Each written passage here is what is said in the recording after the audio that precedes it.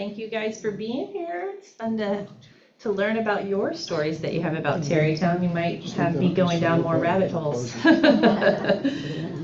right, so we're going to take a walk through what used to be called Walsh Place. It's a small part of Tarrytown. So I developed this to kind of highlight the Walsh family, but as a walk through the town, through the neighborhood. So I'm Linda McCoy, like Henry said. I call myself the Austin hip-storian because I'm not a trained historian, and I like to make history a little hip. Like he said, I'm not from Austin, but I got here as soon as I could, and I never want to leave. I come from a large family. I have 4 brothers and 2 sisters. My parents always encouraged us to use our imaginations, and I think that's why one of the reasons why I'm so curious about everything. Oh, sorry. So like he said, I have 2 sons. Zikolos is my oldest. He lives in Osaka, Japan. He's a native English teacher and for elementary and middle school, and Griffen attends ACC and is studying fashion design. When I'm not traveling with my sons, I like to travel back in time and learn about Austin's history. And like he said, I like to say that my superpower is going down rabbit holes. So before we get started on our tour of Walsh Place, I want to give you a little history. So let's go back in time to the 1800s and learn a little bit about the man this area of Tarrytown is named after. William Walsh was born in Limerick, Ireland on December 25th, 1837. His birth date is actually unknown, and so he chose his own birthday. And as the story goes, he said, if that day is good enough for Jesus, it's good enough for me. So William left his home in Ireland around the age of 14 during the Great Potato Famine. He immigrated to the United States around 1860 as a member of the British Navy. Some say he was impressed into the British Navy. So impressment by the British was the practice of forcibly conscripting sailors, including American citizens, into the Royal Navy, often without their consent. The British Navy, facing manpower shortages, would use press gangs to seize sailors from merchant ships and other locations, even if they were not British citizens. And William joined the Union Navy in 1861 and participated in the Civil War. Following the war between 1865 and 1867, he came to Texas. He worked in the U.S. Army to rebuild frontier forts taken by the Comanches during the Civil War and was engaged in the border wars with Maximilian. Around that same time, our intrepid Irishman found love. He met Dora, who was a German-born widow living in Galveston with her young son, William, and they moved to Austin somewhere around 1869. In the late 1860s, William started the Mount Bunnell Lime Works at the base of Mount Bunnell. He used the skills he learned at Fort Clark and Fort McCavitt to start a new business in Austin. The plentiful wood from cedar or juniper trees was used to cook the limestone in kilns located in what is now Tarrytown.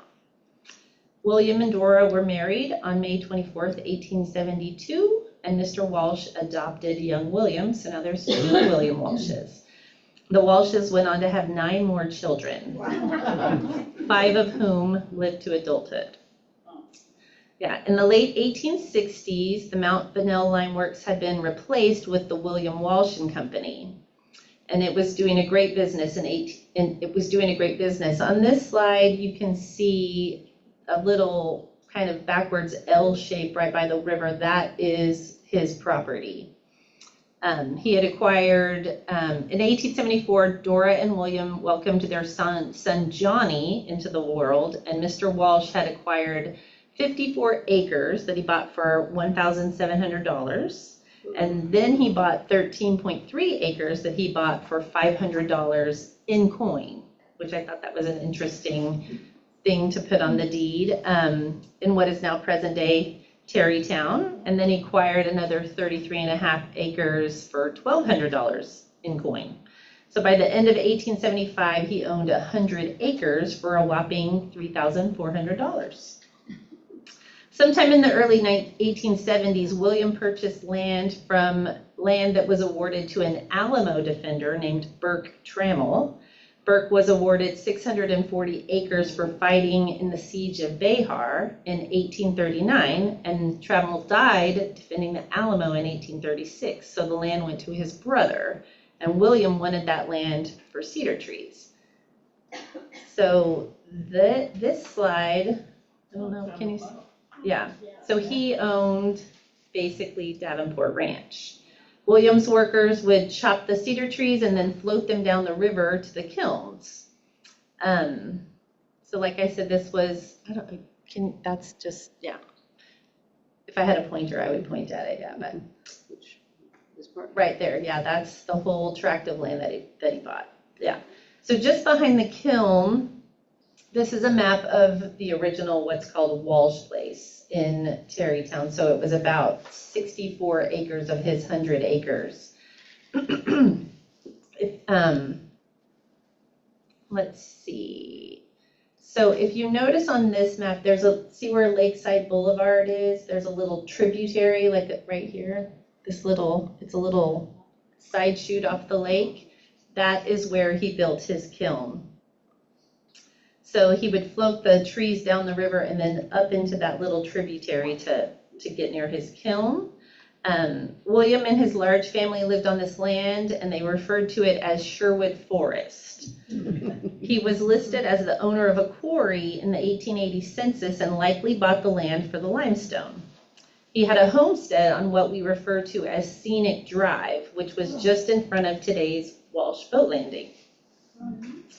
So this is an overview of Walsh Place from a 1915 map. You can see where Lake Austin appears under the writing, which is actually a deed conveying this land to the city. I worked with ChatGPT to translate it, but he kept getting it wrong, so we're having an argument right now. I'll go over the map in a general sense so you can get your bearings. You know, you can see where Lakeside Boulevard goes. That's now Lake Austin Boulevard. And then Scenic Drive is now Rockmore. Just give you a little bit of your bearings. And then at the bottom of the map, Magnolia is now Infield. Now what? Infield. Okay. Yeah. So just to kind of, you know, the hula hut would be kind of like where that dip goes right there, yeah. All right, so we're gonna just take a walk through Tarrytown, this part of Tarrytown, and this is kind of the path that we're gonna take. We're gonna start in the upper right corner at 1, and then I will show you little arrows of where we are. So this was part of the neighborhood built on about 60 of the 100 acres. We're going to start here at Clearview and what we used to call Shoal, but it's really Shula. Oh. Yeah. So that's number 1 on the map. This is the northern corner of Walsh Place, what was called Walsh Place in 1940.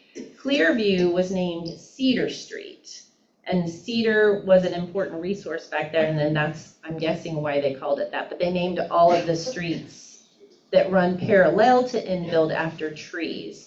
I haven't discovered the origin of the name Clearview, so we're starting off with a little mystery. Perhaps in the early days, there was a clear view of something from that vantage point. We'll walk south on what was the eastern border of Walsh Place on Schule Avenue. That's how you pronounce it in German. The street was originally named Forest Avenue, and I have a suspicion it was named for the wilderness that the Walsh children enjoyed in this area. I've not confirmed the origin of the name yet, but I feel confident that it was named for William Charles Schule, if you'll advance one more, or WC as he was referred to. He was a prominent furniture store owner at the time, and that at the time the subdivision was formed. Ads for the Swan Schule furniture store are listed in the Austin American Statesman as early as 1923, and he owned a very large 7,600 square foot home at the northern end of what is now Schule Avenue, so that's why I think it's likely named for him. And today it's worth about $4 million. Too bad. Then we're gonna turn right on Cherry Lane and we'll start our trek towards the lake. This is the only street that that still is sort of named the same as the original plat map. It's named Cherry, it was once named Cherry Street. And a few of the houses on this street have little cherry neon signs in the window, which I think is really cute. So we're gonna start on the corner here at number 2 on the map. Cherry Lane doesn't go all the way through here anymore, and it takes a slight jog to the left as we cross over Walsh Street on this map, which is now called Raleigh Avenue. This is a remnant of the original gravel roads that were cut as they extracted limestone from the quarries in this area. So if you look, I'm gonna have you put your cursor just down here. See that little doot, that matches the streets now. So Tarrytown was originally a limestone quarry. It was very industrial. And you can see the quarry on this map right there. Oh, wow. And in fact, the very quarry that we just pointed out opened up the entrance to a large cave.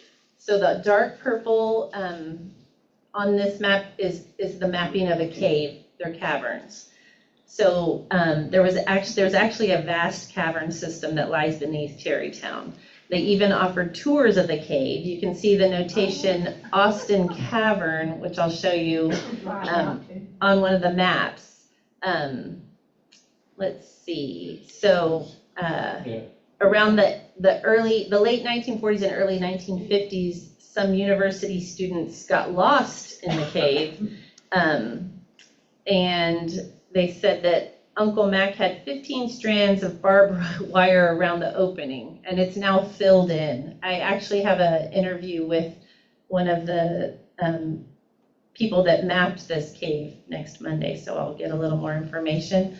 But it was touted as like a Cascade Caverns or back in the day. Did they find the students? Oh yeah, they got out. Yeah, sorry. Left that little cliffhanger for you. So we're gonna walk a little farther and we're now at the crest of the hill. So we're at number 3 on the map. And this is where the Rockmore Estate is. I don't know if you guys know about that. It's where Scenic meets Cherry Lane.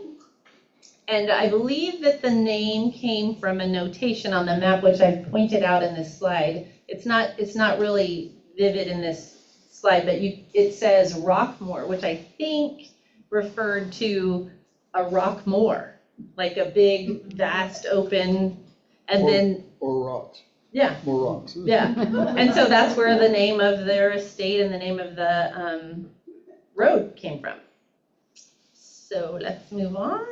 So this is the Morrison family. They own the Rockmore Estate, which is a very kind of, for us in the neighborhood, it's kind of mysterious. Like Willy Wonka's, nobody ever goes in and no one ever comes out. Let's see. Okay, and then we're gonna walk down the sidewalk a little, and I don't know how familiar you guys are with Tarrytown, but it's very hilly. And those hills are because it was a quarry. That's where they quarried rock. And if you drive around or if you walk around and you just start noticing there's a lot of limestone cliffs exposed around the neighborhood. We're going to continue down to what was called Dam Boulevard at one time, or Lakeside Boulevard. It's referred to on this map that way. Speaking of limestone, we'll head down the hill to Cherry Lane and we'll come upon a large stone structure. I don't know if any of you guys are familiar with that on the side of Cherry Lane, but that is actually William Walsh's kiln. Wow. So it's fallen down some, but basically I'll explain a little bit about, so we are, see the little blue here? That's that little tributary that used to go across, and they've diverted it to the side now. And then that on some of the maps that I've seen is referred to as Walsh Creek. So this is the cross-section of a lime kiln, just to kind of give you an idea. They put a bunch of crushed limestone in the top, and then they have a fire, and it basically bakes the limestone down into powder. And that's what they use for whitewash, plaster, and mortar. And William Walsh Company actually supplied lime to the Texas State Capitol, St. Edward's University, Fort McCavitt, Fort Clark, among many, many others. And he actually had the exclusive contract to produce all of the white lime for the state capitol. He was quite a successful businessman and produced some of the highest quality lime to be found. In addition to the buildings and structures around Austin, he supplied lime to help build the original Great Granite Dam. This is what the Tom Miller Dam looked like when it was first built. So like this postcard, you can see the William Walsh land. See where the boat is? To the left of that is a little apple orchard, and that's where the Walshes lived. William Walsh was known for producing the highest quality lime, and in fact, he was awarded the gold medal at the 1904 World's Fair for the world's purest lime. Incidentally, there's another lime kiln in the neighborhood that was owned by one of his big competitors, Peter Calder Taylor, or PC Taylor as he was referred to, and this lime kiln is in Reed Park. The marker by the Reed Park kiln identifies the Cherry Street kiln as Taylor Kiln number 2, but with all the research we've done, we've proved that wrong. So the one on Cherry Lane is actually a Walsh kiln. We're gonna just sneak across the street and walk down Bridle Path, and I mean down. Like I said before, it's a very hilly neighborhood because this was one of the deeply quarried areas. This street was originally named Poplar Street, so it continues with the tree theme. Poplar Street was changed to Bridle Path when the neighborhoods on the west side of Exposition, so over here, let me see, like right there. Can you see right there? Yeah. Where is Tarrytown Methodist? Okay, so this street right here, can you see? Yeah, so that's Exposition, where she's putting her, and then, can I, like, Towns? This is Towns right here, can you see? Yeah, so this is Exposition. I'm looking for a Dana Montessori. So this was originally named Bridle Path on the west side of, or the east side of Exposition, and then when they joined the neighborhoods, that's Poplar Street got renamed. A lot of people in the neighborhood say, oh, that's because that's where they guided the horses down the bridle path. And I'm like, no, not really. Sounds cute. Yeah. So what year is this map?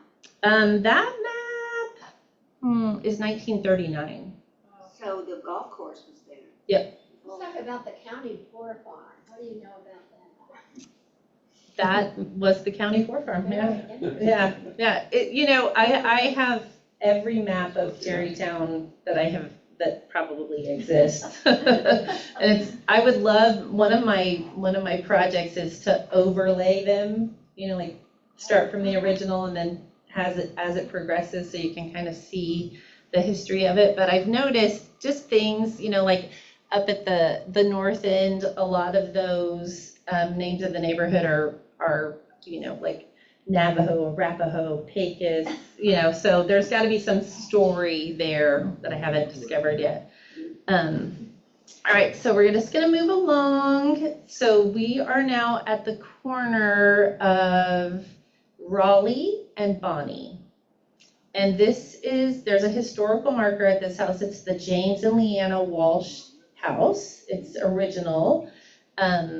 This was one of William Walsh's son's homes, and it is now owned by a man named Blake Tollett, who is very, very nice and tells me a lot of stories. He actually told me that there's a ghost in this house. So I thought that was pretty interesting. Let's see. So we're going to take a right down Bonnie, and number, let's see, where are we? 6 on this map is the James and Leanna Walsh house. So we're going to just walk down Bonnie a little bit to number 7.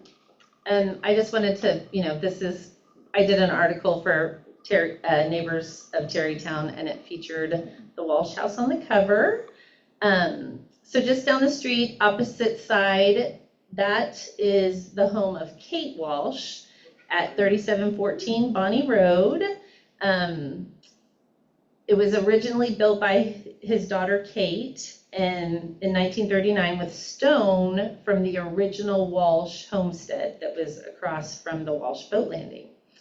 And the only thing I found in the paper about her name was Kate McGinnis at one time, and they referred to their home as Crescent Elms. Yeah. There was also a cistern right next to that house, and I found this old story that was given as an oral history about Mr. Walsh, and it's kind of written in his dialect, but it talks about how Mr. Walsh bought, I think, 6 barrels of wine from California and had it shipped, and he, I guess, was having a really good time and fell into the cistern. And let's see, he hollered, "Throw me a rope, I want to put it around my horns." And he said, "You don't have any horns." And I just thought it was a really cute story. But this is what 3714 Bonnie looks like today.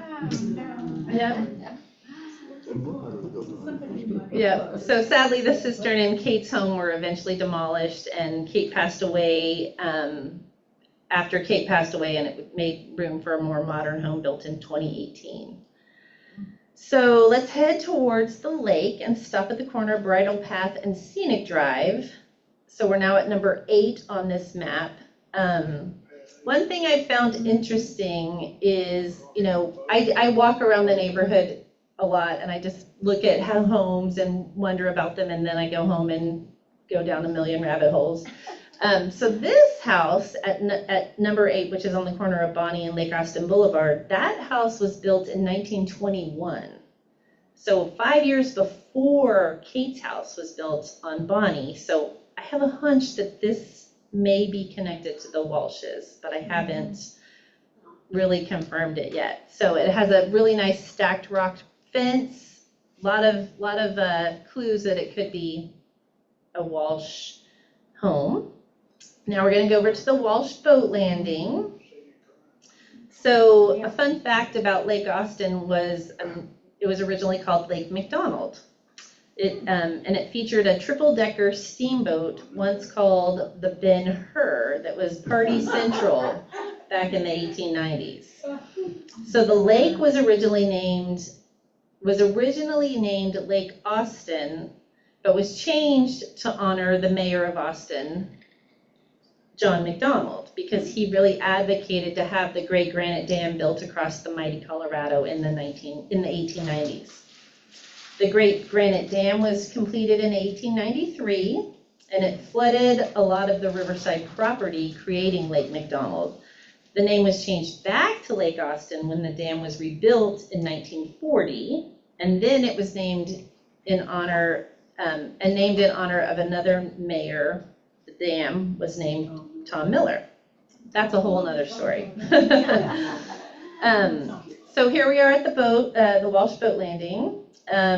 Today it's a place to launch your boat, but there is so much history there, so we're going to go sit on a bench and talk about the boat landing for a bit. This is the original sign on the left and plaque for the boat landing. The land was bought by the city of Austin from the Walsh descendants, and Mayor Tom Miller wrote a proclamation for the dedication on September 19th, 1957, so that's on your right. Just across the street on Scenic Drive is where the original Walsh homestead stood, and now it is a gravel parking lot. Yes. That was the home to William and Dora Walsh, along with their 10 children. William J., Johnny, Kate, Mary, Mike, James, Patrick, Dora, Edward, and Richard. Can you imagine sitting on a rocking chair on the front porch looking out at the sunset over the river? It must have been a beautiful thing back in the 1800s. And remember, the dam wasn't completed. Well, I guess you don't remember, but I'm going to tell you. The dam wasn't completed until 1893. So they lived by the Colorado River, not a lake. So, and you can see by the blue lines here, that's the edge of their property lines. So their property went basically under the lake. When the dam was completed, it flooded a lot of the Walsh orchard and covered a bit of William's land. I can't imagine he was too happy about that.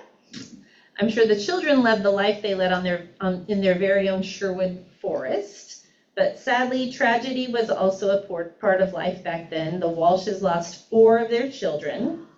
Johnny died at 2 years old in 1876. Mary died of galloping consumption or tuberculosis on her 13th birthday in 1891.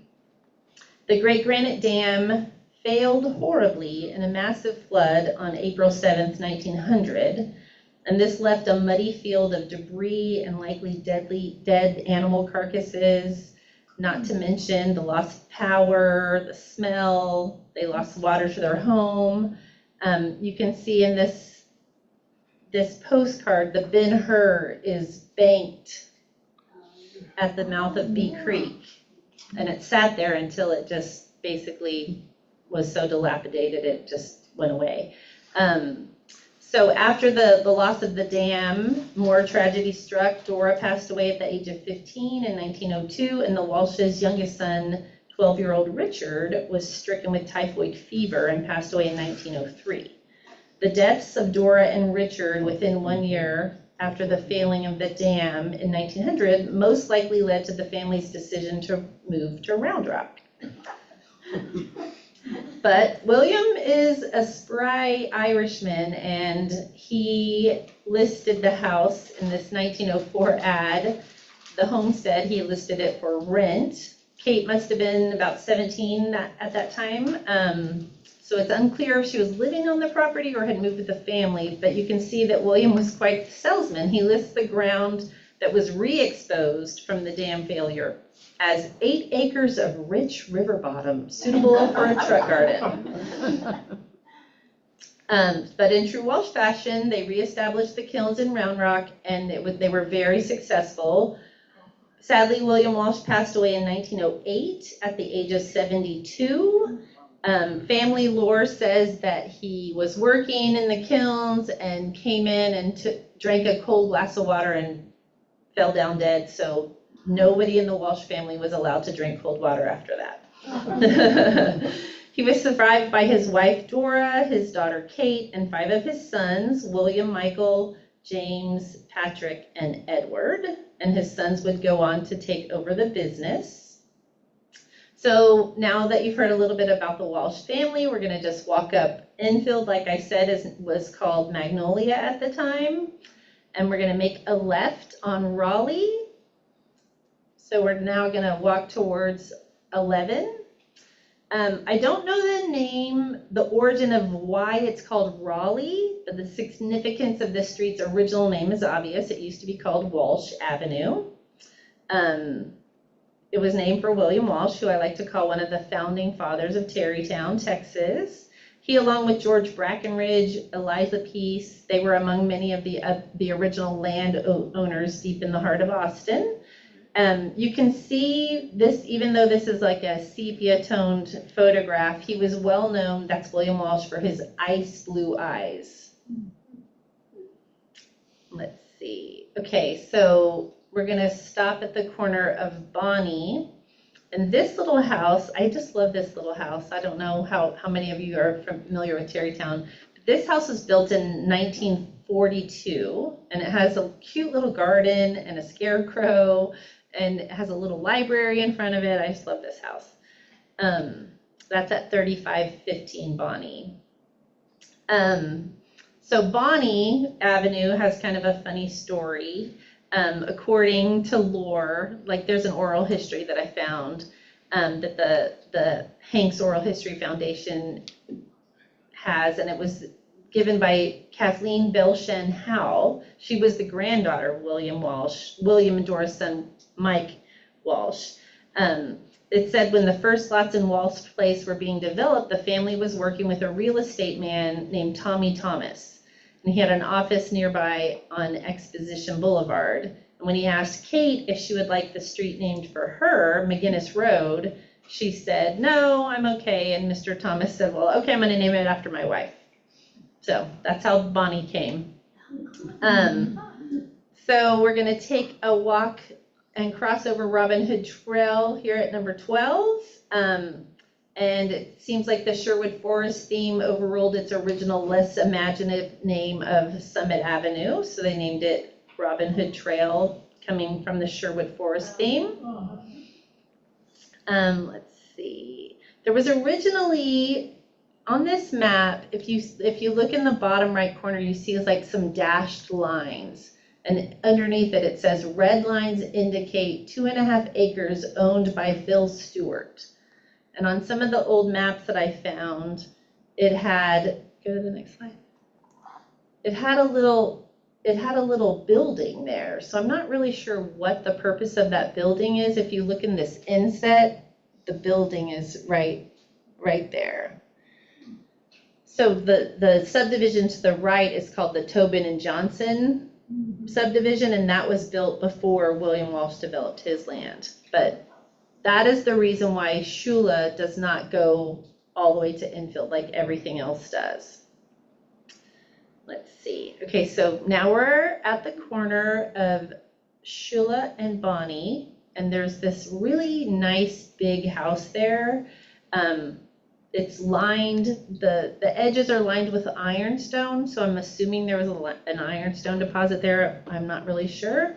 But if you walk in that area, you'll notice that it gets like noticeably cooler in that area. And I think it's because of the trees, and I believe there used to be a stream there. Because if you follow Shula across onto the golf course, there is a stream there, and they call it Shula Creek. So, yeah. This little house is on the Tobin and Johnson plot, and it was built in 1936. So it's one of the older houses in the neighborhood. Let's see, we're gonna go forward and we're gonna take a left on Bridle Path towards the corner of Robin Hood Trail. So we're gonna be at 15 and 16. So this house on the right side, which was 15, is rumored to be a Sears house. Do you guys know what Sears house is? Where you could basically order a home from a catalog, and it would be delivered in, pallets of wood that were numbered, kind of like a paint by number, but it's a build by number. So I researched some of the old Sears catalogs, and I found 2 houses that are very similar. And there's an inspector in town that will crawl up into the attic and see if the lumber is numbered, but I got to get him to write me back. And then I have to get permission from the homeowners for this man to crawl up in their attic, but I'm determined to find out, yeah.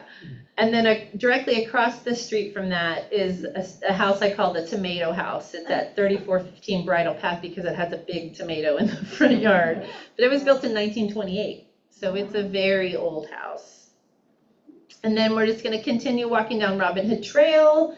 On Robin Hood Trail, there are very many houses that I believe are Sears homes, and this is another example where I found an old home in a Sears catalog that looks very much like one in our neighborhood. Okay, and we're almost done. We're going to turn back down Clearview. And, I've lived in Tarrytown for over 20 years, and I never knew about Walsh Place or any of the history in this little part of my neighborhood. It wasn't until I was giving a presentation at West Bank Library, like I told some of you earlier, that I met Chuck Munson, and he asked if I would help him do a little research on his family. He is the great-great-grandson of William Walsh, I had no idea I'd end up knowing more about the Walsh family than I do my own. Chuck had the great idea to have the sign replaced at the Walsh Boat Landing.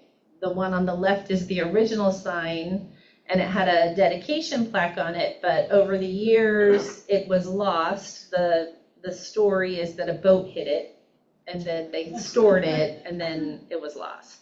So Chuck brought the idea to his cousin Chris, and we spent about 1.5 years researching the history. And then Chuck worked with the Parks Department to get a new dedication plaque. He raised all the money, got the new dedication plaque. We pieced the story together, and then we held a celebration at Mozart's to have the city rededicated. I worked with the mayor's office. They made a new proclamation. They declared March 23rd, 2025 as William Walsh Day. Wrote the second half of the history and had it published in the our Tarrytown neighborhood magazine. I hope that you guys will visit Walsh Boat Landing and read the plaque. It tells a little bit about his history.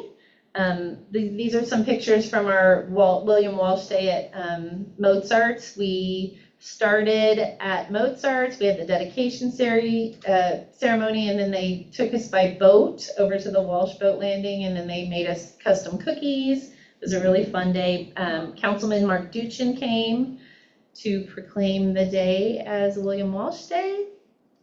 So in closing, I hope, like I said, I hope you'll visit the Walsh Boat Landing, read the plaque, and give a nod to the man that it was named for. Remember the man who started it all, William Walsh, and his interesting story that took him from famine to fortune. He was an amazingly adventurous and hardworking man, and he led an interesting life and should be honored and remembered.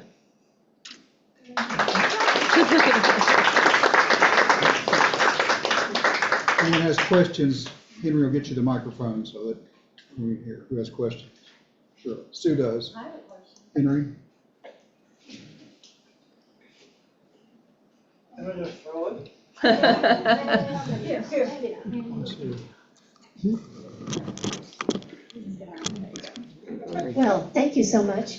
And my question is, what was the longest or more difficult rabbit hole that you went down to get this? Oh my gosh. Probably the deed research, because we spent a lot of hours at the county clerk's office and had to go through microfiche, and when they print it, it's in reverse. So it's black with white cursive writing.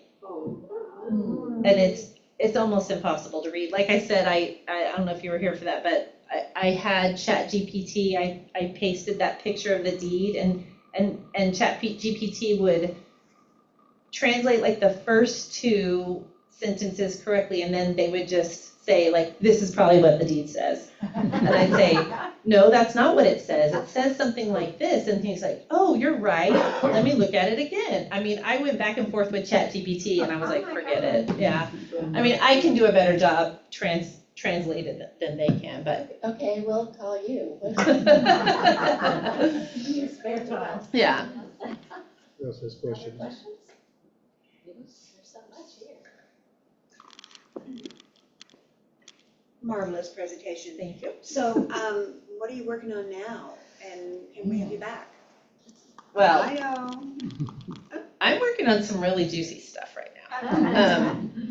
It's about Davenport Ranch and Mrs. Davenport. I don't know if you know anything about her, but she was a character. She came from the South Texas. She was very wealthy oil woman. Emmett Shelton, who basically is the grandfather of Westlake, father of Westlake, I don't know how. He met Miss Davenport to sell parts of William Walsh's land because nobody knew the borders, but this one little boy knew the borders, so they brought him. Mrs. Davenport shows up dressed like a cowgirl in like a buckskin outfit with a bunch of pockets and fringe, and they do basically a handshake. she pulls a flask out of one of her pockets and like seals the deal with some whiskey and like shakes it at the little boy and says, no, no, no, this will put lead in your pistol. So she was quite a character, yeah. So that's what I'm writing. Those are the rabbit holes I'm going down. And I found a lady on Ancestry who had posted a bunch of pictures to their family. So I reached out to her, and she's got a bunch of interesting stories. So that's what I'm working on right now. Anybody else? Well, I encourage you guys to maybe go drive around Tarrytown, and now that you know that it was a quarry and that there was kilns, just kind of look at that, especially like right across the street from Mozart's, there's a bunch of exposed limestone. And just knowing that, you know, the dips in the hills are because of quarries. Will you ever do Northwest Hills? Sure. Oh yeah, I'm systematically trying to do all of Tarrytown. Oh, Yeah. okay, because I thought of the Hart Ranch up here, which probably has an interesting history. Yeah. The hardest thing about it is a lot of our history lives in someone's attic. The pictures are in, you know, Austin History Center has a lot of them, but they can't hold everything. So it's a lot of me walking, like to do this one, I walked around the neighborhood, I met people as I walked, I asked them questions about their house. I met a guy who has the original warranty deed book for his house, and it went way back. So I spent like 2 days like scanning the entire book. So yeah. I think Mayor Frank Cooksey lived in that neighborhood Uh-huh. for a long time. Yeah. And I was just trying to remember. My kids went to Athena Montessori in the day. Uh-huh. They're in their 40s now, so I can't remember. But there was a lot of going on in that neighborhood. Yeah. And from that library, Yeah. there was just always something going on. Yeah. You know, like I said, a lot of the history is living in someone's attic or in a box under the bed, and you know, all those pictures I think are valuable. So I do my best to meet people and then convince them that I'm an okay person to invite into their home and share their history with me. So yeah. And we went to Scenic Drive, Mm-hmm. home, former home of Robert Redford's. Oh yeah. Yeah. Yeah. And you know, Gail helps me. I walk the neighborhood every day, and I'm just curious. So I look at a house and I'm like, that looks old. I wonder who owned that. So I'll get home and I'll go on the Travis County Appraisal District and go back as far as I can. And then, you know, Gail happened to know the lady that lived in a house that I was intrigued by. Terry, pass it up. Who needs Pass it? up there. I got one. Somebody. There's I'm a sure house- you guys all know Phil Donahue. This is what this is reminding me of. There's a house on Scenic Drive that's made out of big river rocks. Mm-hmm. Sandra Smith lives there. Yeah, that's what we were just talking about. Yeah, Oh, Yeah. and you know who grew up there? Robert Redford. Right, Yeah. he passed away today. Todd Hart was Yeah. his grandpa. He She has lots of started it. pictures of him. Yep. Thankfully, Gail introduced me to her, and I actually reached out to the Sundance Foundation to see if I could talk to Mr. Redford, because I knew he was in poor health. Because, you know, like I said, a lot of the history dies with the memory of somebody, so that didn't happen. But I have researched his grandfather, Todd Hart. Like, I have a subscription to newspapers.com, and my poor computers are just overloaded with pictures and articles, and yeah. And you know, that's the interesting about history is this is my interpretation of what I could find. It doesn't mean it's exactly true or accurate, but it's what I could piece together from what is available for me to find. This is better than the Fox News version. I think you did a wonderful job. Thank and you. better- Do you have a question? Thank you. I was just gonna ask about the lime quarry. William Walsh established Round Rock white lime. Mhm. When did it somehow evolve into the Robinson family? Who, Yeah, they're in there, that's Some- who we think of when we think Yeah, of that yeah. owned it. and there's actually, you know, But it's the It- same white lime company Yeah, or whatever. yeah.